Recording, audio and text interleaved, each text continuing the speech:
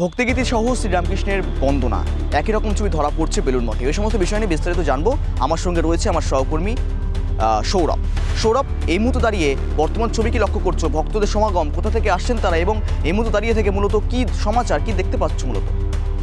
দেখো, একেবারেই শ্রী শ্রী ঠাকুর রামকৃষ্ণ পরমহংসদেবের 190তম জন্মদিবস আজ। আর এই 190তম জন্মদিবস উপলক্ষে এই মুহূর্তে বেলুড় মঠে আজ ভোর থেকেই প্রায় বহু ভক্তের সমাগম চলছে, বিশেষ পূজা অর্চনা। আমি দাঁড়িয়ে রয়েছি একেবারে বেলুড় মঠে।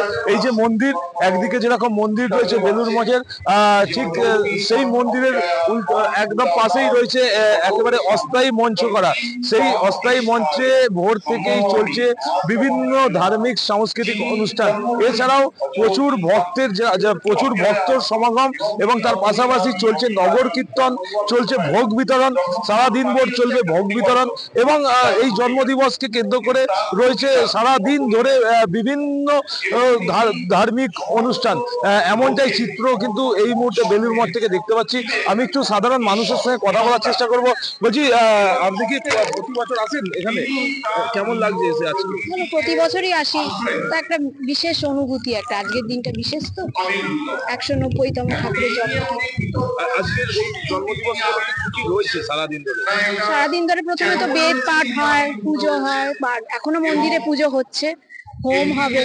আর এখানে সাইড ওয়াইজ এখানে গান, ভক্তিগীতি, আলোচনায় যে এখন ঠাকুরের লীলা প্রসঙ্গ হচ্ছে, এরপরে আরো গান হবে, তারপরে কীর্তন আছে, তারপরে বিকেল বেলা মানে দুপুর বেলা প্রসাদ গ্রহণের পরে ধর্মসভা আছে।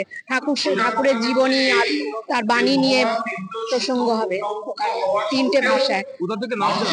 আমি গড়িয়া থেকে আসছি।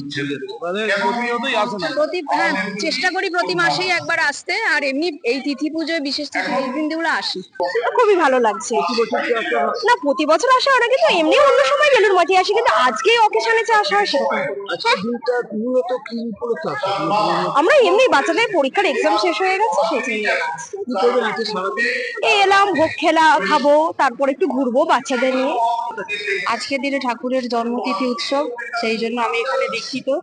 আজকে তো মানে ইনভাইটেশন এমনিই থাকে মঠ থেকে, মঠের তরফ থেকে। আজকে তো আসতেই হবে। হ্যাঁ হ্যাঁ, সবই আছে। আজকে যতটা সম্ভব মানে টাইম থাকার চেষ্টা করছি। না, আমি একাই এসেছি। একেবারেই যেরকম ভক্তদের সঙ্গে কথা বলে যেটা জানা যাচ্ছে, তারা কিন্তু প্রতিনিয়ত কিন্তু তারা বেলুড় মঠে আসেন, এবং এই ঠাকুরের তারা ভক্ত, এবং তারা বলছেন এখানে এলে একটা মনে একটা আলাদা শান্তি, আলাদা একটা অনুভূতি, এমনটাই দেখা যায়। তার পাশাপাশি আরো একটা কথা বলে রাখি, যে এই যে ভোর থেকে বহু ভক্ত সমাগম যেরকম ভিড় হয়েছে, তেমন কিন্তু প্রশাসনের তরফ থেকেও, হাওড়া সিটি পুলিশ বা বেলুড় থানার পক্ষ থেকেও কিন্তু পুলিশের একটা নিরাপত্তার আঁটো ব্যবস্থা করা হয়েছে। যেমন এই যে গঙ্গার ঘাট, একদিকে এই গঙ্গার ঘাটে যেরকম পুলিশের প্রচুর পুলিশ মোতায়েন করা হয়েছে, তেমন সিভিল ডিফেন্সের কর্মী, পুলিশ কর্মী, এবং ফায়ার ব্রিগেডের গাড়িও দেখতে পাচ্ছি।